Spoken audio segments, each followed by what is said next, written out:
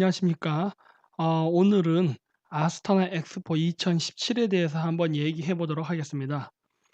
이번에 제가 그 카자흐스탄을 갈 일이 있었거든요. 중앙아시아 그 카자흐스탄, 키르기스탄, 우즈베키스탄 3개 국가를 갈 일이 있었는데 그때 맨 마지막에 카자흐스탄에 갔습니다. 뭐 개인적으로는 그 공동 역사 교과서 출판하는 문제도 있고 해서 겸사겸사 아스타나에 갔는데 그때 지금 엑스포를 하고 있어요. 그래서 그때 엑스포에 가서 구경했던 것을 제가 모아서 한번 편집해 본 영상입니다. 아직도 엑스포는 하고 있습니다. 9월 10 일까지 하고 있으니까 시간 되시는 분들은 한번 가서 보시기 바랍니다. 저는 그거에 대한 일종의 그 짤막한 소개라고 할 수 있겠습니다.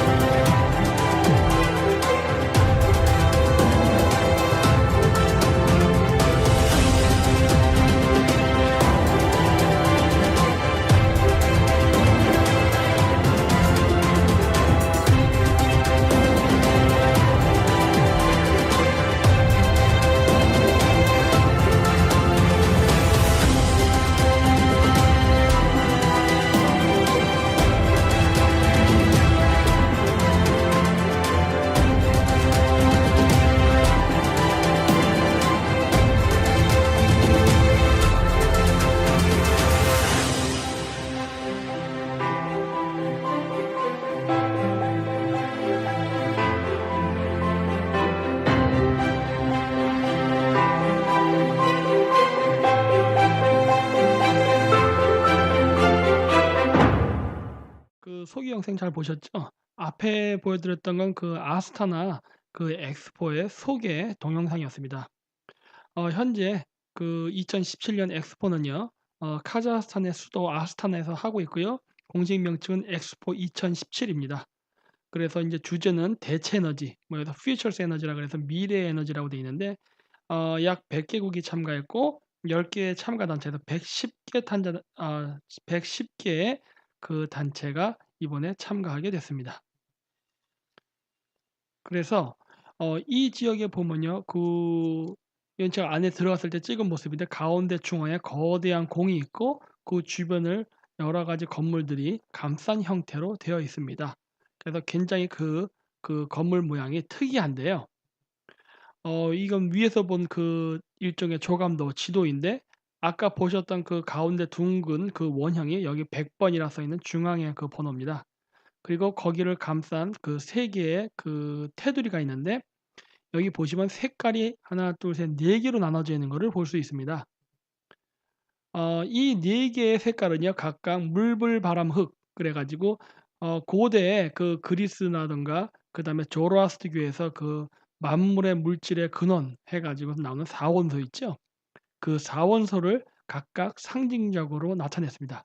그래서 물불 바람 흙이라는 그 만물의 근원이 되는 4원소의 그 컨셉을 이용해서 뭐 바람 하면은 풍력 발전소, 물 하면은 뭐 수력 혹은 조력 발전소, 흙 하면 지력, 불 하면은 인제 이게 공해가 없는 가스 에너지라든가 그 하이드레이드 비슷한 여러 가지 뭐 여기선 블루 에너지라 해서 그 파란 석탄 같은 거 있거든요. 고런 것들 이런 것들을 일종의 그 대체 에너지로서 소개하는 그런 섹터를 나누고 이 지역에 각각 국가를 어 집어넣어서 의미를 만들었습니다. 근데 이게 보면은 그 국가의 그 이름과 사원소의 배치가요.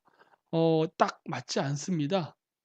그 이웃 국가라도 다른 데 가 있는 경우가 많아요. 그래서 제가 아직 정확히 다 분석을 하지 못했지만은 아마도 그거는 그 국가의 성격과 사원소를 어느 정도 계산을 해서 배치한 게 아닌가라고 추정을 저는 하고 있는데 그건 좀 더 제가 좀 더 봐야 될 것 같아요. 현재로서는 그 정도밖에 추정을 못 하고 있습니다. 그래서 요렇게 보시는 바와 같이 사원소의 상징을 컨셉으로 삼아서 대체 에너지의 그러한 소개를 하고 있다라는 거를 알 수 있습니다. 그래서 이 물불 바람 흙 이 4원소를 이용해 가지고 보통 천문도 나타내기도 합니다. 자 보실까요? 바로 만다라죠. 이 만다라와 앞에 요 그림 닮아 있죠? 자 그래서 이 4원소의 개념은요. 그 천문에도 적용이 되는데요. 자 먼저 보시면은 요것은 바로 그 티베트라든가 그 불교에서 나오는 만다라입니다. 이 만다라의 모양과 닮아 있죠? 만다라. 그쵸? 다시 한번 볼까요? 네. 요렇게. 그래서 만다라에서도 동서남북을 지키는 4 개의 지역에 뭐 수호신의 동물이 있다라고 얘기하는데 이거 역시 마찬가지로 천문입니다. 제가 하나씩 하나씩 단계별로 그림을 보여 드릴 텐데 자 요것이 바로 불교에서 얘기하는 만다라의 다른 형태의 그림입니다. 아까 보여드렸던 이 만다라 그림은요. 형이상학적으로 돼 있죠. 어떤 그 사람의 모양은 보이지 않고 그 기호화된 마치 이슬람처럼 그런 상징물로 이루어져 있는데 요렇게도 묘사를 합니다. 그래서 동서남북에 4 명의 승려들이 배치가 되고 그 가운데 석가모니가 위치하는 것처럼 요렇게 해서 만들고 이것도 만다라의 한 형태예요. 여러 만다라의 패턴 중에. 그런데 보십시오. 이거는 카톨릭에서 쓰는 겁니다. 만도리아라고 그러는데 이 만도리아도 어떻습니까?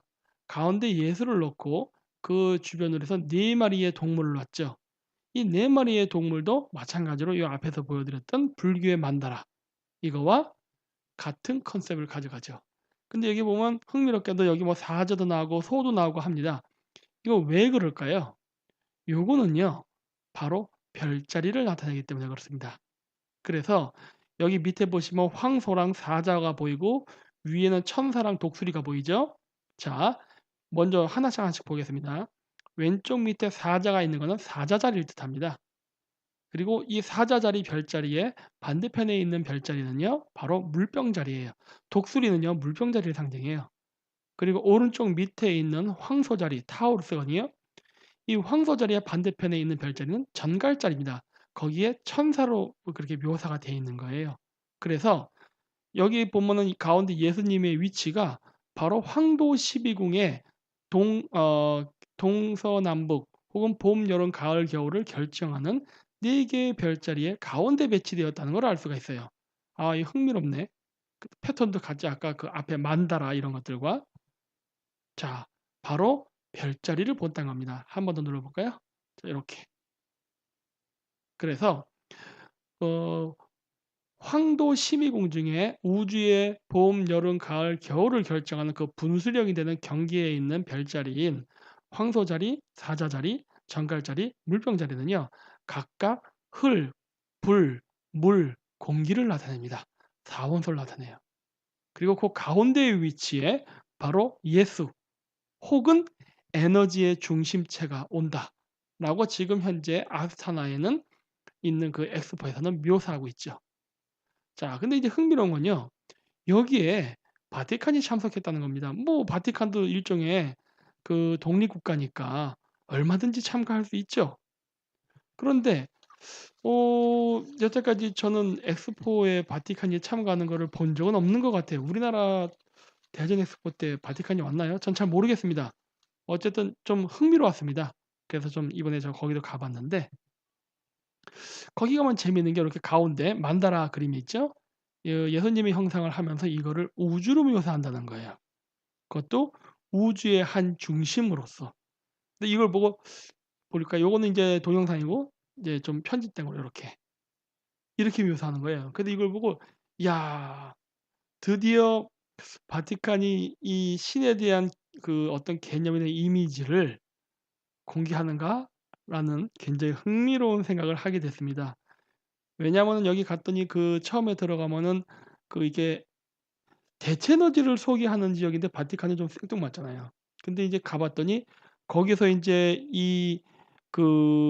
바티칸 부스에서 인제 설명을 하는데 처음에 창세기 구절이 나오는데 태초에 빛이 있고 그 빛으로부터 인제 새 만물이 창조되고 한 이런 내용이 쭉 나오는데 계속 듣다 보면 빅뱅 이론도 나오고요. 그리고 거기로부터 신의 이미지가 에너지라는 거를 이야기하면서 그 에너지가 시간별로 어떻게 변하는가 이런 얘기가 쭉 나오더라고요. 그래서 내가 이거 보고 '야 이거 진짜 바티칸이 조만간 일 저지르겠구나.'라는 이런 생각을 하게 됐습니다. 그래서 거기 가면 이런 재밌는 벽화들이 굉장히 많아요. 이 벽화도 이걸 딱 보고 내가 '와.' 그랬어요. '야 이거는 그건데.' 하고 막. 여러분 이 그림 뭐라 생각하십니까? 오늘은 제가 이야기는 안 하겠지만은 이거 굉장히 의미 있는 그림이에요. 그리고 뭐 요런 것들 우주를 창조하는 그림들. 한쪽 눈을 뜨고 한쪽 눈을 감았네요. 아 요것도 굉장히 의미가 있었어요. 그리고 요거는 인제 아담의 창조인데 나무 밑에서 이야기를 하고 있죠. 아 요것도 보고서 굉장히 의미 있다라는 생각을 많이 했어요. 그 외에 천사들이 마치 별처럼 묘사가 되어 있죠. 그리고 거기 가면 엑스포에 어울리지 않게 이런 이상한 것들이 있습니다. 이거 종교의식에 관련된 도구예요. 그리고 불상들도 많아요. 그러니까 제가 처음에 가서 느꼈던 게 '아니 이거 무슨 에너지 엑스포인데 웬 바티칸이 들어오고 티베트 불교가 나오고 막 이러지?'라고는 생각을 했는데 사실은 이번 엑스포는요. 대체 에너지에 대한 연구와 소개이기도 하지만은 이건 제 개인적 생각입니다만 굉장히 종교의식적 부분이 상당히 강했습니다. 제가 봤을 때는 그래요. 왜냐면 건물 전체를 조로아스터교의 사원소의 개념으로 배치한다든가 바티칸이 참가한다든가 여기 태국도 참가했는데 태국은 여기 참가해서 특별한 거 없이 거의 불상만 잔뜩 이렇게 보시는 바와 같이 전시를 해 놨거든요. 그래 가지고 제가 이런 걸 보면서 '야 참 신기하다.'라고 했어요. '이런 거를 하는구나.'라고. 그래서 그 안에 가면 각각 사원소를 대표하는 그 지역에 가면 요런 식으로 각 부스마다 이게 기념물이라 해야 되나? 안내판인데 잘 보십시오. 약간 왼쪽이 얇고 오른쪽이 두껍지요. 그래서 초생달을 상징하는 모습인 게 보이십니까? 제가 여기 밑에 그려 놨죠? 초생달과 금성의 조합은 이슬람의 상징이 아닙니다. 제가 예전부터 늘 얘기했어요. 십자가라든가 초생달과 금성은 기독교나 이슬람의 상징이 아니라 원래 고대 샤머니즘 시대 때부터 써왔던 심볼로서 천문을 나타냅니다. 그런데 여기서도 초생달과 금성을 상징하는 이 어떤 기념물을 쫙 만들어 놨는데 이 초생달과 금성은요 매우 의미가 깊어요. 왜 그러냐면 초생달과 금성은요 원래 어머니와 아들이라는 상징적인 의미를 갖습니다. 물론 여기서 이제 달은 어머니, 금성은 아들이에요. 사실 이거를 상징하는 우리나라의 속담도 있죠. 속담이라기보다 좀 뭐냐면 바로 토끼 같은 마누라와 떡두꺼비 같은 아들이라는 말이 있죠. 여러분 달에는 뭐가 산다고 생각합니까? 토끼가 산다고 얘기하잖아요. 뭐 개수나무 밑에서 떡방아 찐다고. 그런 것처럼 달은 토끼를 상징해요. 그리고 떡두꺼비 같은 아들, 떡두꺼비는 바로 금성을 상징합니다. 이 얘기는 제가 나중에 말씀드릴게요. 그래서 우리나라에서도 바로 초생달과 금성을 상징하는 그런 말이 존재하고 있습니다. 그래서 초생달과 아들이라는 것은 생명 잉태와 매우 관계가 깊은데 여기서 사원소를 얘기하면서 황도 12궁이 나오고 그러면서 이 조합이 나오면은요. 이거는 메시아의 도래를 얘기하는 겁니다. 이런 얘기하면은 사람들이 갑자기 혼동을 느낄 텐데 제가 이 부분은 제가 나중에 현재 쓰고 있는 당구의 나라 카자흐스탄 제2 부인 샤먼 바이블에서 아주 자세히 묘사할 겁니다. 그래서 사실 아스타나에서는 바로 이러한 것들을 상징적으로 보여주는 것들이 굉장히 많습니다. 그래서 저도 이번에 가서 보고 좀 깜짝 놀랐어요. '야 이제 이걸 공개하려고 하나?' 막 이런 생각을 했거든요. 그래서 원래 초생달과 금성은 바로 이러한 천문학적 현상이에요. 이거에서 뭐 그 컨셉을 따온 것인데 고대인들은요.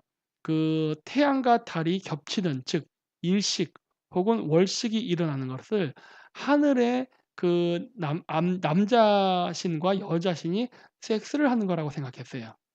그래서 그 태양과 달이 일식을 하고 지나가면은 그 금성이 아무래도 걔도 가까이 있으니까 저런 형태의 모습이 보이거든요.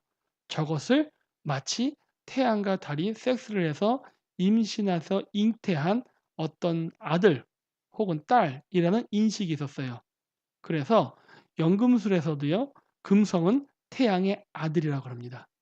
그래서 연금술상에서 금속으로는 동이 되죠. 태양은 금입니다. 그래서 금의 아들인 동이 태어나죠. 그래서 우리나라도 고대 삼국시대 때의 그 왕관을 보면요. 동관이 많았습니다. 왜 동관이 많았냐면요. 동은 금성을 상징해요. 그래서 동관을 쓴 사람은 바로 하늘로부터 내려온 아들, 즉 천자를 상징합니다. 하지만 후기로 가게 되면요. 그 왕들이 동관을 쓰는 게 아니라 금관을 쓰게 돼요. 그거는 아마도 그 당시에 그 종교적 지배자의 권력이 강화되면서 나타난 현상이 아닌가 봐요. 즉 최초에는 자신이 천자다.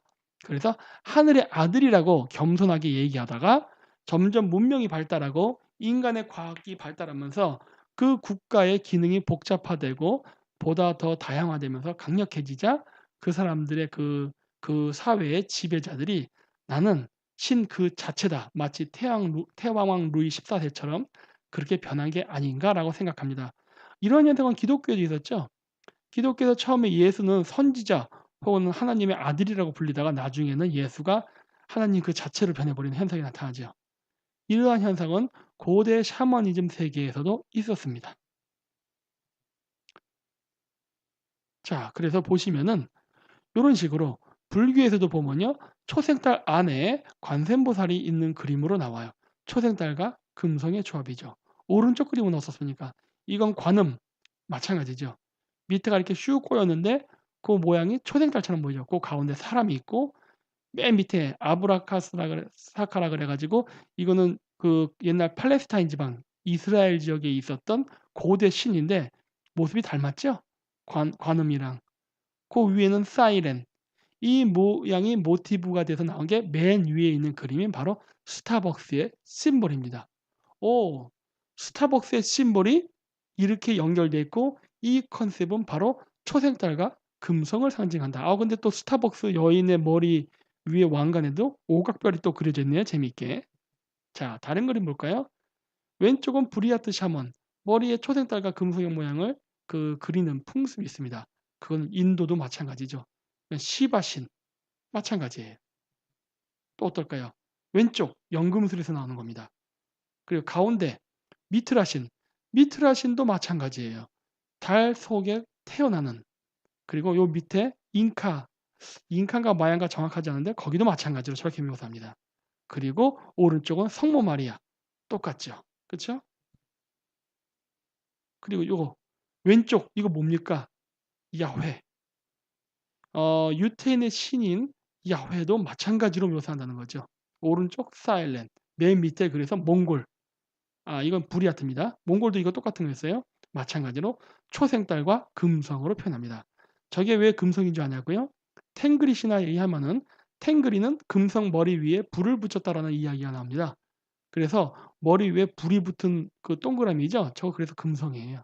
금성을 표현하는 방식은 이런 방식도 있고 오각형으로 그리는 방식도 있습니다. 그래서 이거 마찬가지죠. 그래서 금성은 바로 무엇을 상징하냐면 천자를 상징합니다. 그래서 고대로부터 지상을 다스리는 지도자 혹은 종교 지도자를요. 그러니까 정치적 지도자 혹은 종교적 지도자를요. 고대인들은 하늘로부터 내려왔다라고 생각했어요. 그래서 뭐 하느님의 아들, 그래서 천자라는 이미지가 있었죠. 그리고 그 천자라는 이미지를 강조하기 위해서 고대인들은 금성의 이미지를 많이 본땄습니다. 그래서 여기 가운데 가면은 마치 소도처럼 거대한 오벨리스크가 서 있습니다. 즉 이번 엑스포 27이 열린 아스타나에 위치한 이 엑스포 전시장은요. 일종의 종교적 신전이라는 것을 암시적으로 보여주고 있죠.